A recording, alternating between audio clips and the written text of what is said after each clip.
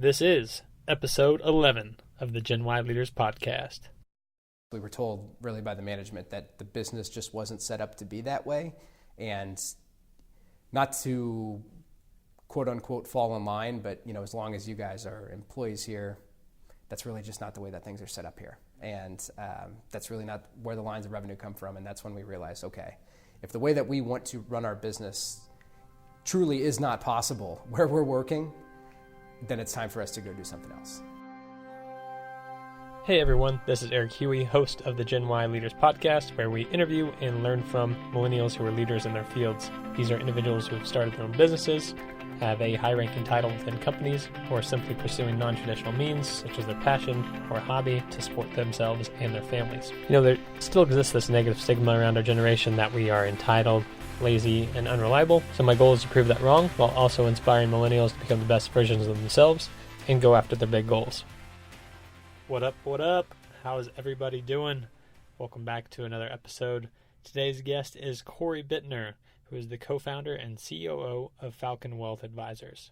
Today we're going to be talking about not being forced to play small. Have you ever complained about your job or a task that you're required to do at work? That's just me? No, I'm just kidding. Come on. Everybody knows that people complain of their jobs, and yes, that includes you, because everyone's human. And how often are we presented with that opportunity to actually do something about it or change the way something's done? And if you were presented with the opportunity, would you capitalize on it? That's exactly what Cory did. He capitalized on an opportunity. He found flaws in the business that he thought he could do better, and he went out and did it on his own and is succeeding in doing it.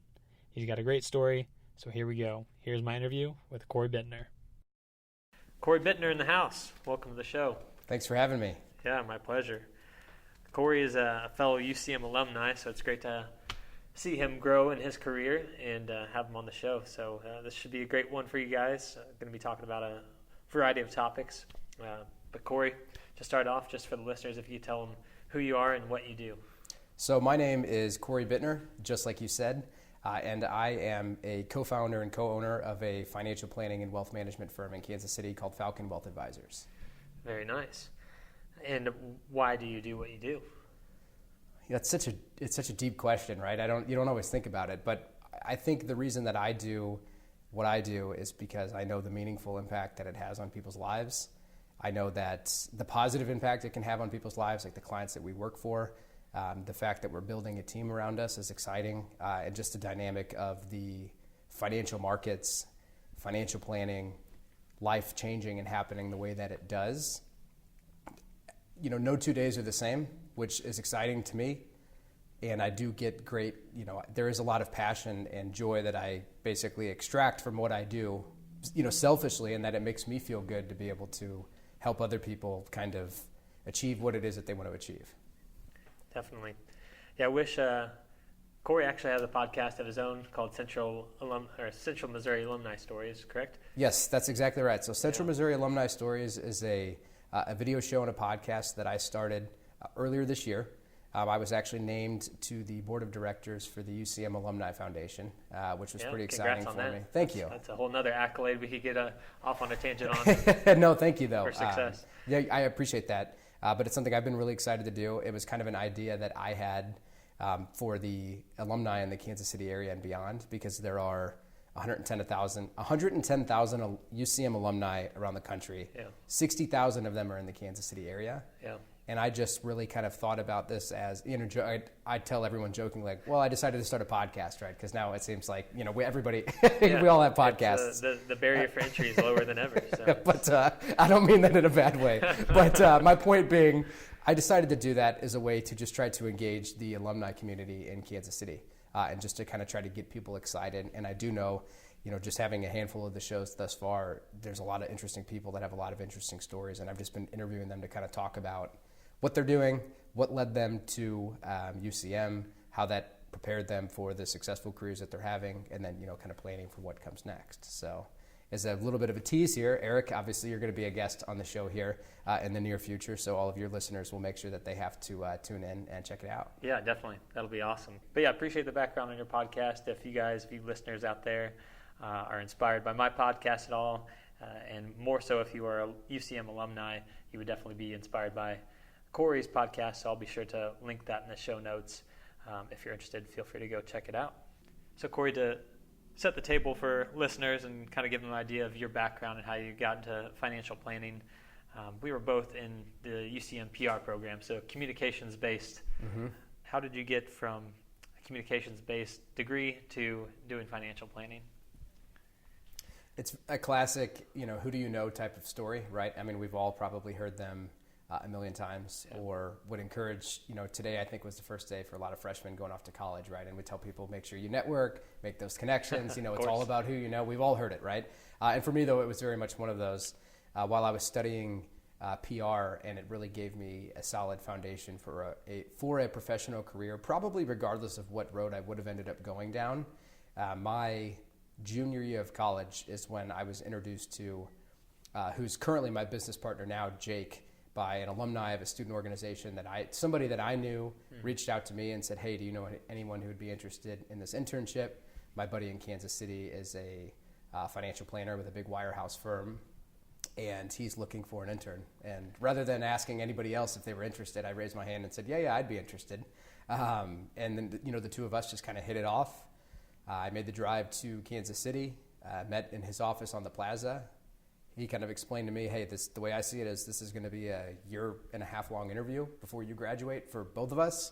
If this ends up working out the way that hopefully it does, that both of us want it to, this could turn into a full-time position for you. Yeah. And that sort of was the start of it. Yeah. That's how that opportunity presented itself.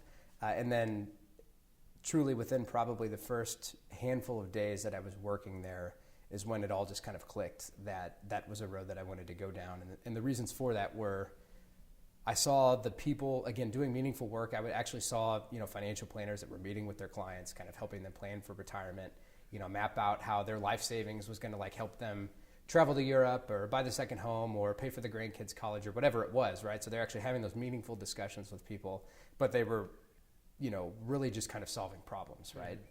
Mm-hmm. And in my opinion, that was just an interesting business to be in. And I was always, even before I was working in the industry, was always kind of fascinated a little bit by that, just the market piece of it, right? Yeah. Just quite literally the stock market, right? It goes up, it goes down. I didn't know a whole lot about it before I was working in that industry, but I was always fascinated by it. And I think those two things, between something that I had a natural affinity toward or an interest in, combined with the fact that I saw people having success doing what they were doing and having a meaningful impact on the lives of their clients, it was kind of like, well, this seems like it would be a really fun and interesting field to be in, and the foundation that I have from the PR program would be helpful. Yeah. We'll put in a shameless plug here for the horns and that's right. the UCM PR program, because I would wholeheartedly agree that the PR degree at UCM was just instrumental in my career as well, as far as getting me to where I am now. I think it sets such a solid foundation for well-rounded communication skills, how to tell a story, protect your argument, present the facts, stick to key messages, things like that. So, and I think one of the things I would add to that is, while at the time, particularly earlier on in studying PR and some of the classes that we had, I felt as if sometimes the standards were very high or very challenging. But I look back on that now, and I recognize that was really just more or less a refusal to accept mediocrity, which I appreciated because I think that ended up having more of an impact on me than I knew it was having then. Definitely. Right? That it's one of those things where you finish something up, if it's a project, if it's a job, if it's a podcast, whatever it might be, and you can be like, well, this is good enough, right? Good enough would work, but you're not going to accept it. Mm-hmm. You're not going to let that fly because, good enough never really got anybody anything or anybody anywhere, right? Builds character and resiliency. That's right. Yeah. So Cory, each episode we try to stay focused on one topic for listeners and tell a concise story that's powerful, that also gives listeners some key takeaways. So from knowing you and our conversations recently, I know that you have this awesome story of what boils down to, or what I refer to as avoiding being forced to play small. So this goes for all listeners out there. If you feel like you're having to shrink to fit in your workplace, you're likely in the wrong workplace. You either need to find a new workplace or venture out on your own, because you should not be forced to do less than what you're capable of. And So yeah, Cory has a great story on this, and Cory, if you just want to start maybe giving a high-level overview of kind of those first few years within your job that you've touched on already, and then how you got from point A to point B, so to speak, to where you are now. The first year and a half that I was working, again, I was working as an intern for my, I guess at the time was my boss, Jake Falcon is his name. So I had an internship, was working with him basically on and off for a year and a half, full-time in the summers, part-time during the school years. When I graduated in 2011, that sounds right. 2011 is when I graduated. It's been too long now. I know. We're getting old. I know. It certainly feels that way. I moved to Kansas City. That's when I started working full-time, again, at the previous firm that we worked for.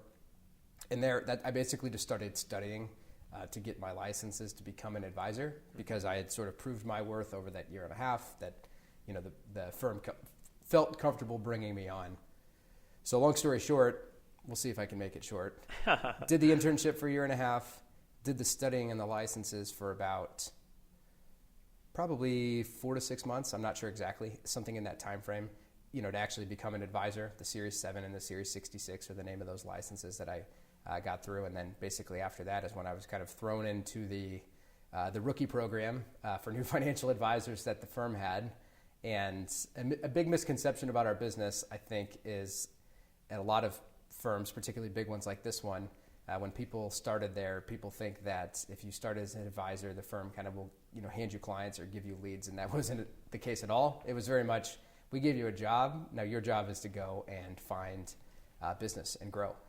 Stepping into that further, you had started building your business, and at one point you kind of realized that you were almost outpacing the larger umbrella business itself. So I guess walk us through the process of identifying that and kind of your first initial thoughts of what to do next once you realized you were growing faster than the parent company. Sure.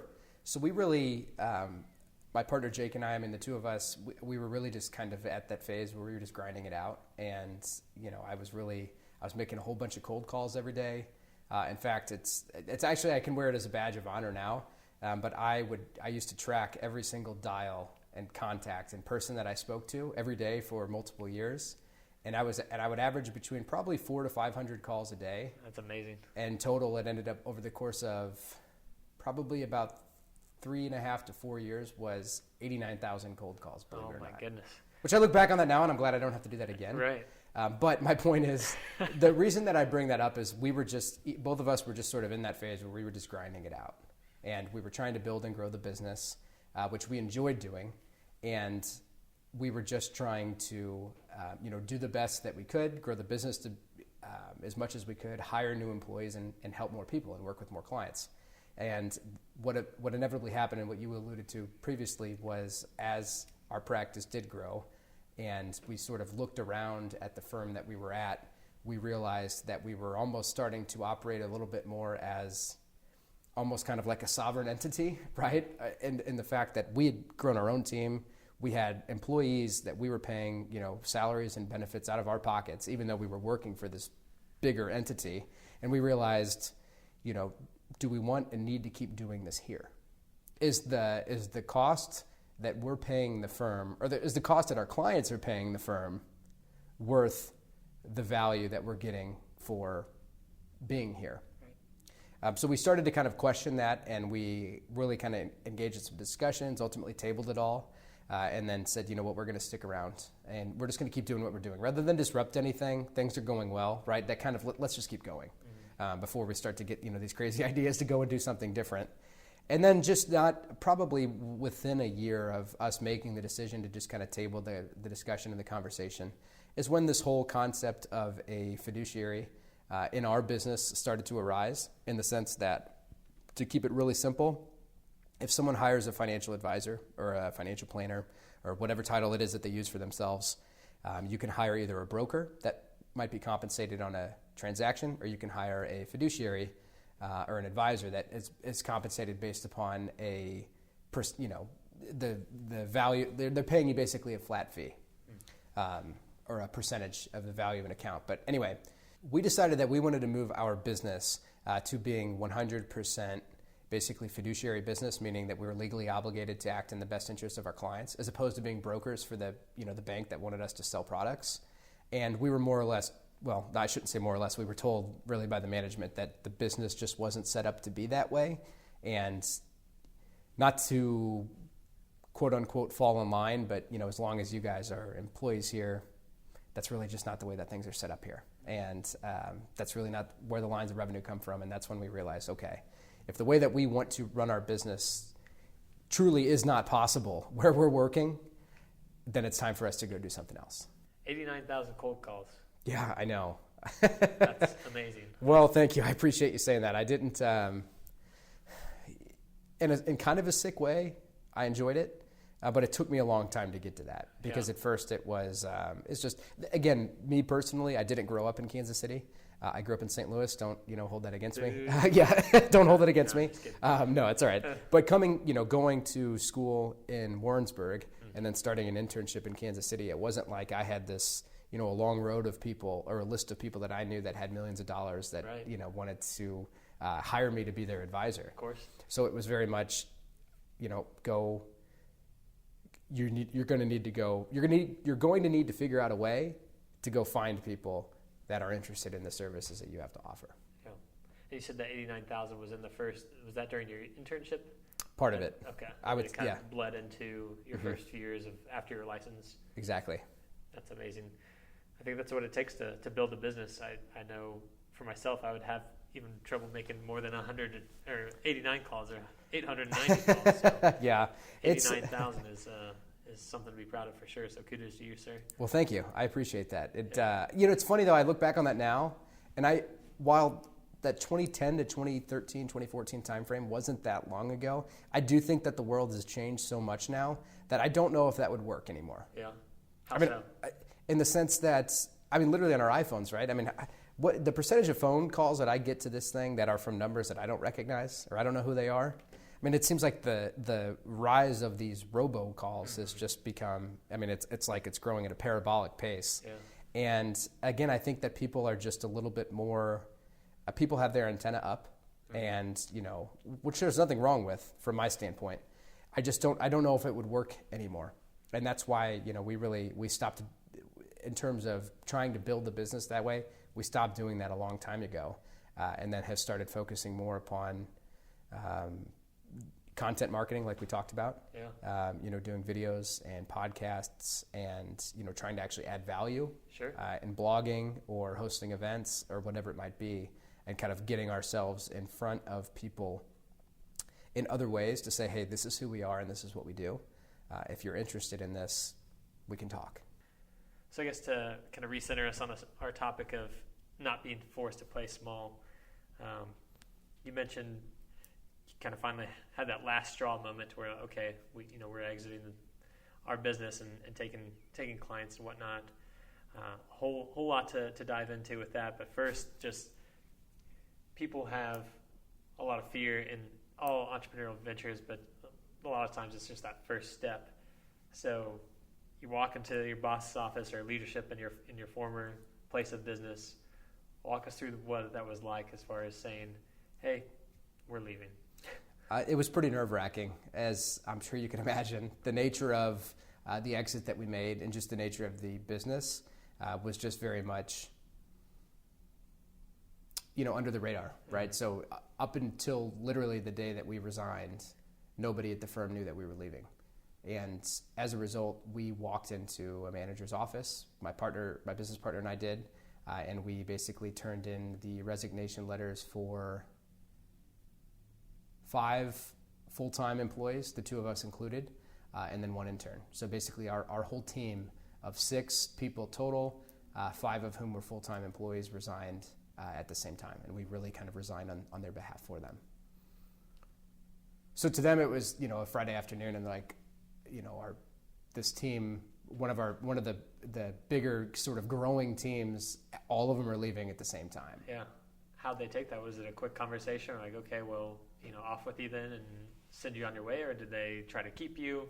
What were some of the conversations, if you don't mind me asking? If you don't care to share it, that's fine. No, it was very cordial. Yeah. It was just, I'm sure there was the initial, I know how nerve-wracking it was for us, and I'm sure that our previous manager, I think that he probably felt obviously, one, a sense of shock, but two, was kind of trying to, was just asking some questions like, I thought we had a good relationship, what exactly, where's this coming from, what sparked this, the natural questions that someone would ask. Sure. But we were advised to keep it simple and get out of there, right?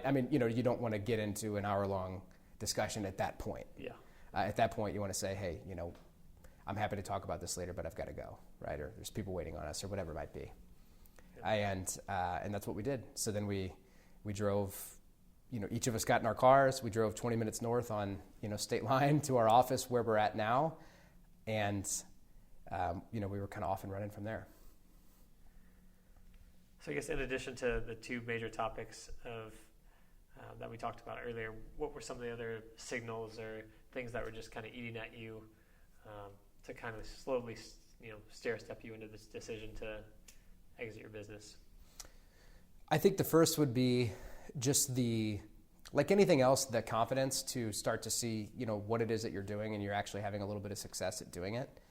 In other words, the way that I read this in a book earlier this year, maybe the year before, but it kind of resonated with me. It's one of those things where, you don't have to get motivated to take action.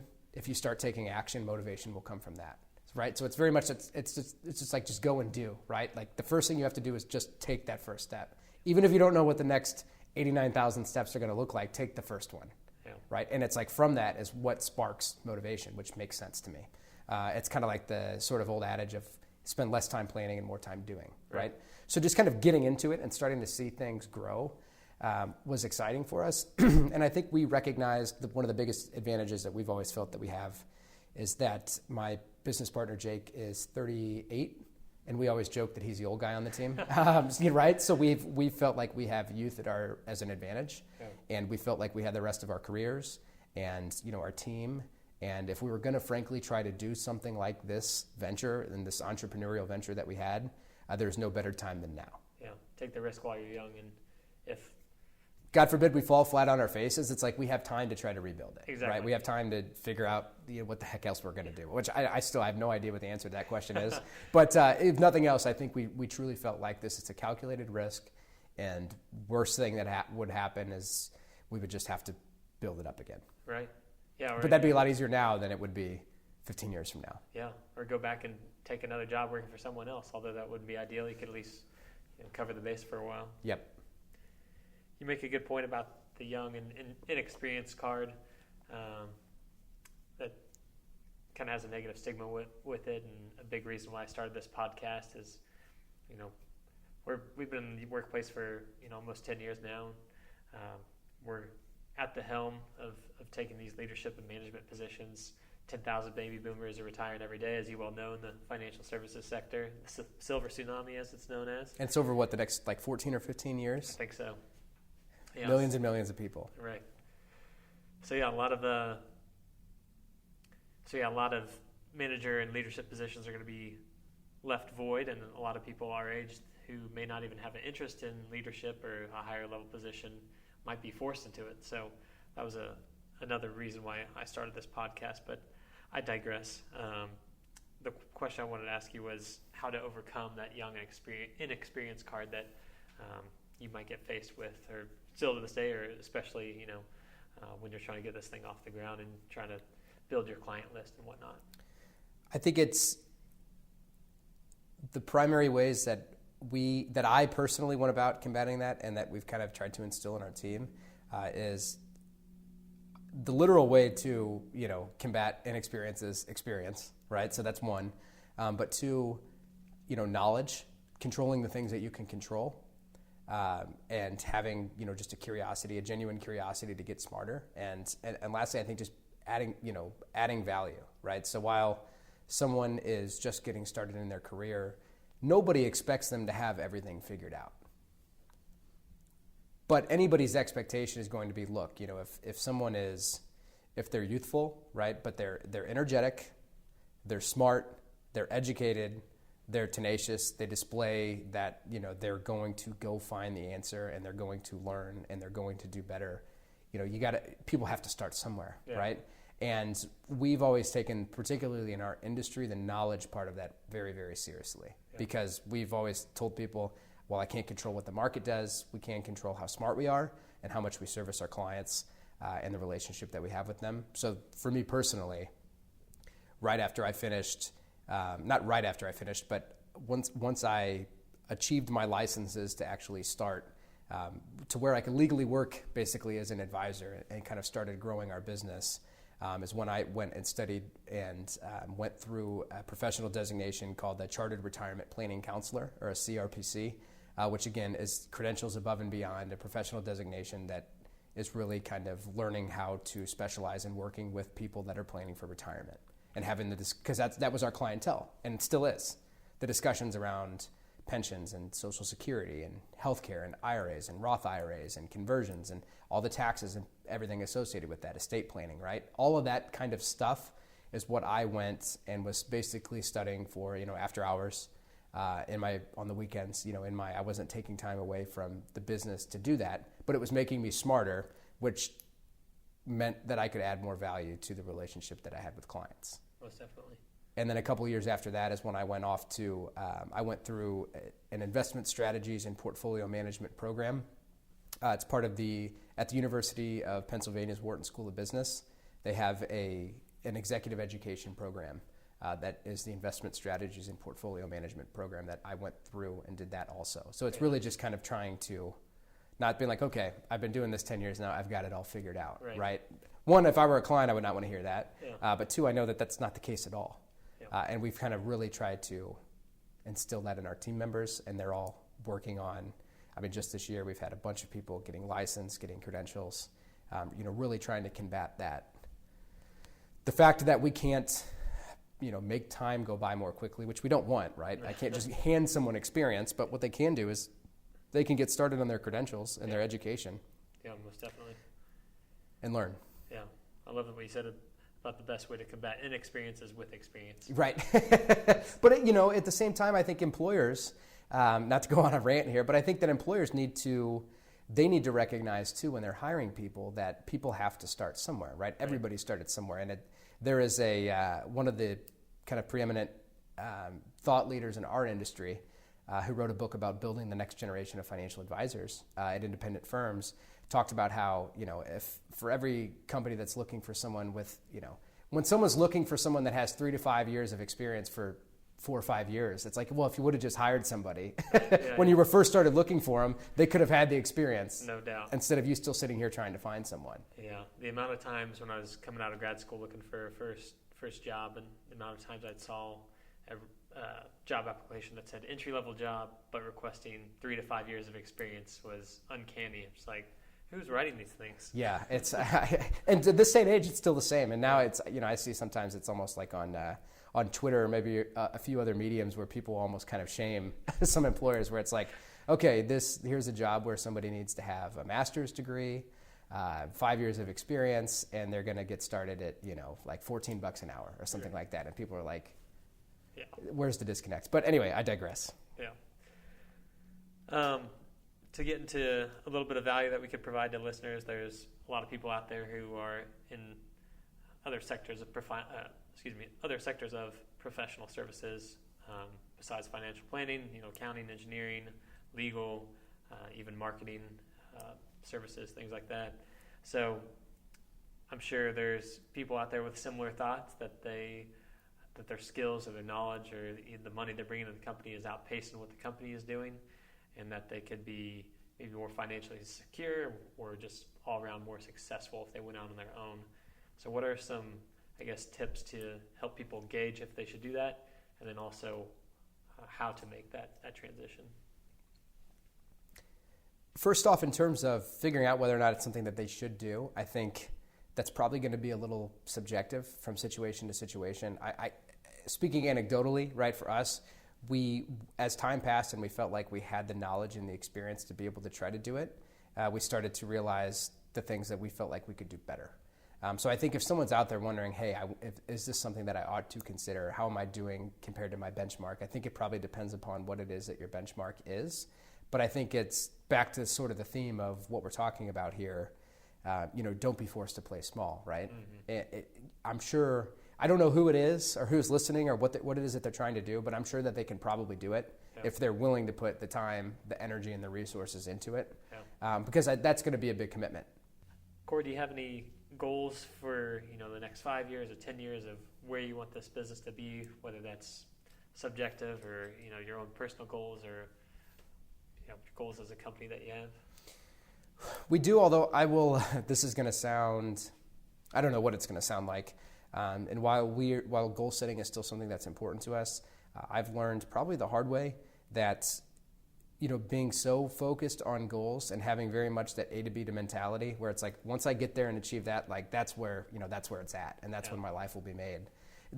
But it just keeps moving, right? As soon as you get there, you might celebrate, have a nice dinner, do whatever it is that you do, and then boom, you're on to the next goal. And kind of having that almost like discontent until you achieve that isn't the right way to go about things.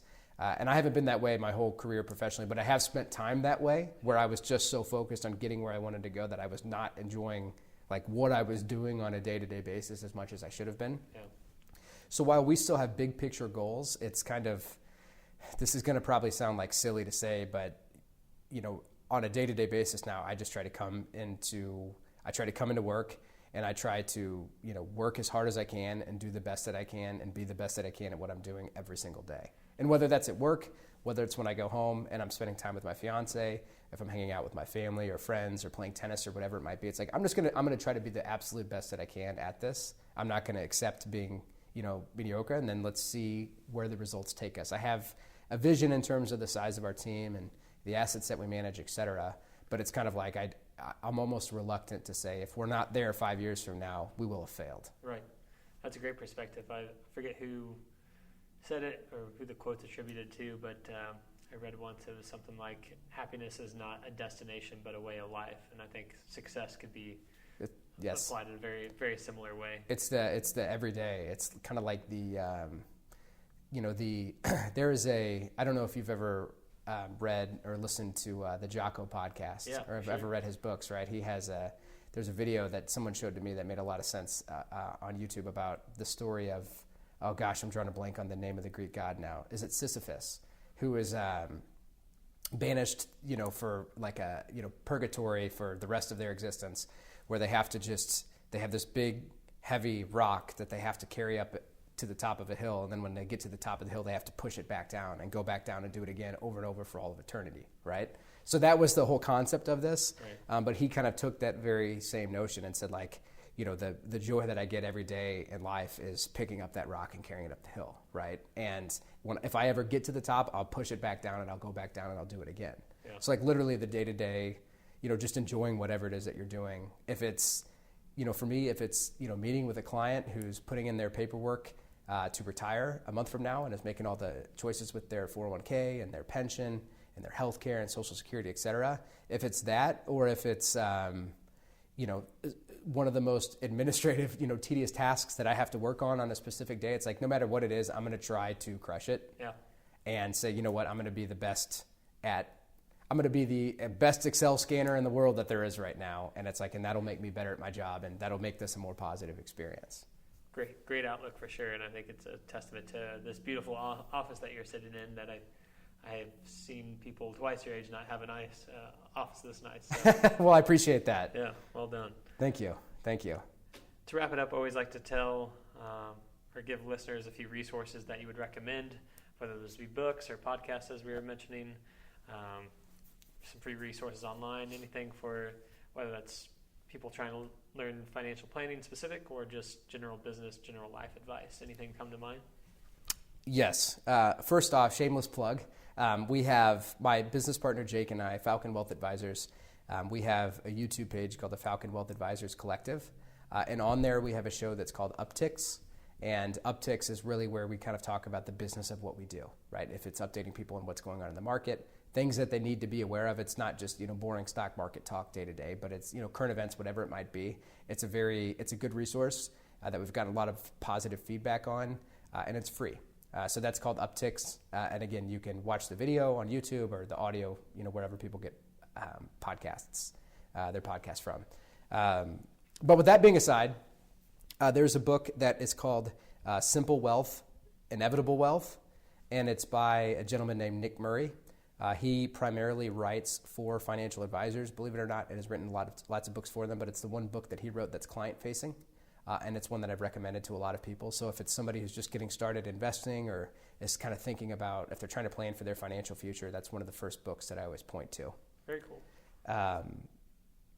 Another sort of business book, but also interesting one, is called Setting the Table.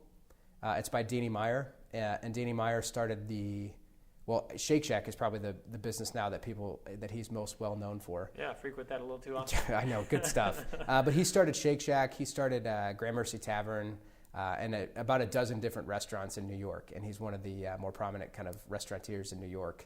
And he wrote this book called Setting the Table, and it's all about like how he went about starting his business and how methodical in particular he was about every little detail, all the way down to the person who answers the phone. Whomever becomes the GM of a restaurant, the first job that they ever has is they answer phones taking reservations. Wow. And I just think for us and for our whole team, actually read that here internally, just about the sort of level of service that you're trying to provide in any business. I thought that was a good business book. And it's interesting because he kind of talks about his life and his restaurants. Yeah, that's awesome. Great resource. But yeah, and then outside of that, I mean, I read, I mentioned, Jocko Willink, his podcast is great. His book, Extreme Ownership, I read and loved. That's a good one. I've read that one myself. Shoe Dog, have you read that? It was a really good book. I don't think so. Shoe Dog is by Phil Knight, who started Nike. All right, okay, yeah. And to bring this back to our theme of don't being forced to play small, that book was, while people might have their opinions toward him and toward Nike, I mean, particularly right now, it seems like, they're sort of always in the news for one reason or another. Yeah, unfortunately. I admire the fact that this whole book, his sort of memoir that he wrote within the last few years, pretty much the whole book is focused on the first 10 years of starting the business. Very cool. And not very much back padding or anything around his success and the things they've done. To wrap up the show, I always wanted it to be a resource for listeners and for you. So if you're comfortable, what's the best way people can contact you if they're wanting financial planning advice or general business advice of how to grow their own business, exit their own business, things like that? Sure. I would say Twitter is probably the social media that I'm most active on. And my Twitter handle is @Cory Bittner KC. My handle on Instagram, I think, is the same. I don't really use it that much, but it's there. I'm on Facebook. You can just search for Cory Bittner. You can, add me as a friend or whatever. I don't have anything to hide. It's all out there. And then lastly, email. If somebody wants to email me, it's just my name, Cory, Cory @Falcon like the bird, wealthadvisors.com. Perfect.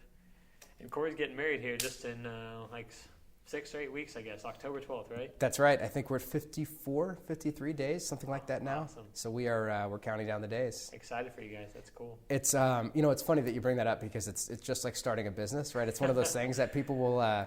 Everyone gave me their advice that there's going to be more to it than you think, and there's going to be certain things that'll be stressful, and it's going to be more expensive than you think. And I heard all of that, but I didn't really process it. But now I've learned. But we're having a lot of fun with it. We're looking forward to it. It'll be here in no time. So. Yeah, I think this will probably be published right around that time, so it'll be good timing. But I'm excited for you guys. I think you have a great perspective in your business that you can carry to your personal relationship as far as just staying focused on the day, because the present moment becomes memories of yesterday, but it also comes, your future of tomorrow.